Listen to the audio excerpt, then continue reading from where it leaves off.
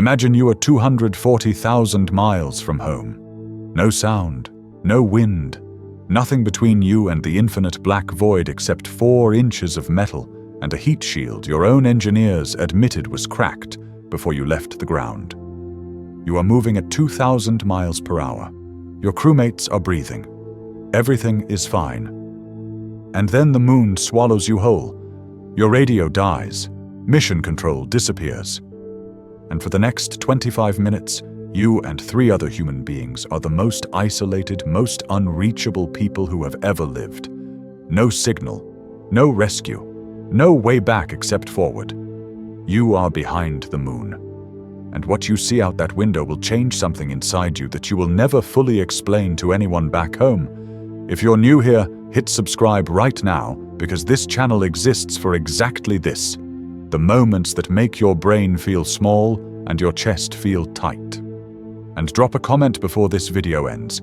Could you handle 25 minutes of total silence, completely alone, behind the moon? I want to know. Now, April 6th, 2026. 6 days into the Artemis II mission, Commander Reid Wiseman guides Orion into the lunar flyby. Beside him, pilot Victor Glover, mission specialist Christina Koch, and Canadian astronaut Jeremy Hansen. The first Canadian in history to travel beyond low Earth orbit. They have lived inside this capsule for 6 days. They know every sound it makes, every vibration, every hum. But here's the problem.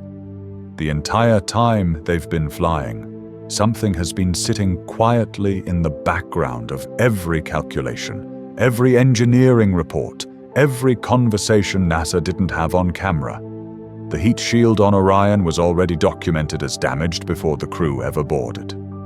After the unmanned Artemis I test flight in 2022, engineers found over 100 locations where the thermal coating had cracked and broken away in chunks. Not burned cleanly, broken, violently, in pieces. Aerospace engineer and former NASA astronaut Charles Commander wrote an open letter weeks before launch. He called the heat shield deviant. He said NASA could not accurately predict how or when it would fail. He compared the logic of flying anyway to the decisions that preceded Columbia. To Challenger. The quiet institutional confidence that a known problem is understood well enough to survive. 7 astronauts died because of that logic in 2003. 7 more in 1986. But that reckoning is still 4 days away. Right now, you are crossing behind the moon, and you are about to see something that fewer than 30 human beings in all of history have ever witnessed. From 4,067 miles above the lunar surface, the moon stops being the gentle silver disk you've stared at your whole life. Up close, it looks ancient and violent, beaten to death over 4 billion years by rocks traveling faster than bullets and simply refusing to disappear. The far side is the worst of it, almost entirely craters, basins the size of countries, floors that have never once been touched by sunlight since the moon formed. The surface doesn't look like somewhere you could ever stand. It looks like a warning. Christina Koch photographs the Terminator line, the razor boundary between sunlit rock and permanent shadow. From this altitude, it isn't a gradient. It is a wall, a cliff of absolute blackness where the moon simply ceases to exist. Jeremy Hansen presses himself against the window and watches Earth rise over the lunar horizon. A thin crescent, blue and fragile. The entire human population, every city, every ocean, every person he has ever loved, visible as a sliver of light smaller than a thumbnail. For one moment, it is the most beautiful thing any human being has ever seen. And then the sun disappears. At 8:35 p.m. Eastern Time, the lunar disk slides in front of the sun and swallows it completely. A star 864,000 miles wide, blocked by a rock. And what appears around it stops the entire crew cold. The solar corona, normally invisible, drowned out by the blinding surface of the sun. But in this precise geometry, Spacecraft, moon, sun perfectly aligned, the corona blazes into view. A halo of white fire, tendrils of plasma stretching millions of miles in every direction, shimmering with magnetic energy that fluctuates and writhes like something breathing. Victor Glover will later say this was the defining moment of his life. But here's the thing, the beauty is hiding. The crew had specific scientific instructions for this eclipse. With the lunar surface no longer washed out by reflected sunlight, they were told to watch the dark side of the moon for something particular. Flashes, tiny random sparks on the shadowed surface, meteoroid impacts, rocks traveling between 25,000 and 160,000 miles per hour hitting the surface with zero warning because there is no atmosphere to slow them, no friction to burn them, nothing to announce their arrival before they hit. Those craters below aren't history, they are a forecast. And the Artemis II mission, the one that will actually land astronauts on that surface, put their boots in that grey dust, will expose human beings to that bombardment with no more protection than a few layers of fabric. But it gets worse.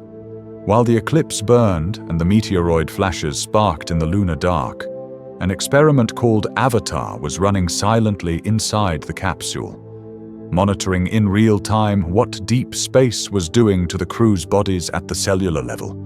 Because out here, beyond Earth's magnetic field, you are exposed to galactic cosmic rays, high-energy particles accelerated to nearly the speed of light by dying stars thousands of light years away. They pass through the walls of the spacecraft, through your suit, through your skin, through your DNA. You cannot feel them, you cannot see them, you cannot stop them. On the Apollo missions, astronauts reported seeing random flashes of light when they closed their eyes in the dark. Not dreams. Cosmic rays passing directly through their retinas, leaving tracks in living tissue. The Artemis II crew spent 10 days in that environment, and the data Avatar collected will determine whether humans can actually survive living on the moon, whether the body can handle the journey to Mars, whether any of what comes next is even biologically possible. We don't fully know the answer yet, and this is where things get very dark. Because none of this, not the heat shield, not the meteoroids, not the radiation, prepared the crew for what those 25 minutes of radio silence actually felt like from the inside. This is the thing that doesn't have an engineering report. The kind of isolation where, if something went wrong, a medical emergency, a hull breach, anything, there is no call you can make. No rescue that is physically possible. You are not just far from help. You are somewhere the concept of help has stopped meaning anything. The moon rotates slowly beneath you. Its craters catch the light at angles that make them look like wounds, and you float there in the silence, knowing that the only thing between you and that dead world below, between you and the void in every direction, is the spacecraft around you and the cracked heat shield at the bottom of it. 4 days later, April 10th, 7:53 p.m. Orion hits the upper atmosphere at 25,000 miles per hour. The heat shield temperature climbs toward 5,000 degrees Fahrenheit, half the temperature of the visible surface of the sun. The air around the capsule becomes plasma, and that plasma blocks every radio signal, every transmission, every connection to the people on the ground trying to confirm you're still alive. 6 minutes of silence.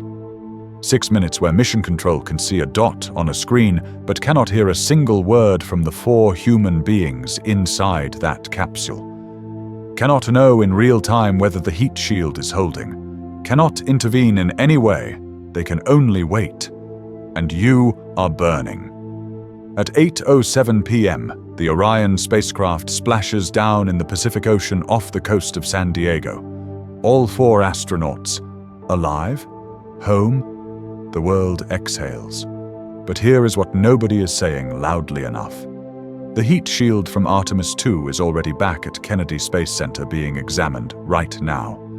Engineers are looking for new damage, new cracks, new evidence of whether the modified re-entry profile was enough or only barely enough. Because Artemis III is coming, the mission that lands, the mission where astronauts will stand on that surface under a sky with no atmosphere, no magnetic field, no protection, while meteoroids arrive without warning and cosmic rays pass through their bodies, and the nearest help is 240,000 miles and several days away. Can human beings actually survive this? Not once, in a 10-day mission. Survive it long enough to build there, live there, call it home. Look at the photographs the Artemis II crew brought back. Really look at them. The far side craters, a surface bombarded without pause for 4.5 billion years, every impact preserved forever, because there is nothing to heal it, no weather, no water, no life. The crescent Earth above the lunar horizon, impossibly small. The corona burning around the dead rock, alive and indifferent and ancient beyond any number that carries meaning to a human brain. These images don't make space feel conquered. They make 4 human beings in a metal capsule feel exactly like what they are. Briefly, accidentally, terrifyingly outside the only environment their biology was ever designed to survive. The universe was here for 13 billion years before the first human being looked up and wondered what was out there. It burned and collapsed and exploded in cycles of violence and beauty that make everything we've ever built look like a sentence written in sand at low tide. It is not waiting for us. It never was. We are going back anyway. If something in this video shifted something in you, subscribe. This is what we do here every week. Like this video so someone else gets to feel this. And leave one comment. What was the exact moment you felt the smallest? I read every single one. I'll see you in the next one, somewhere even darker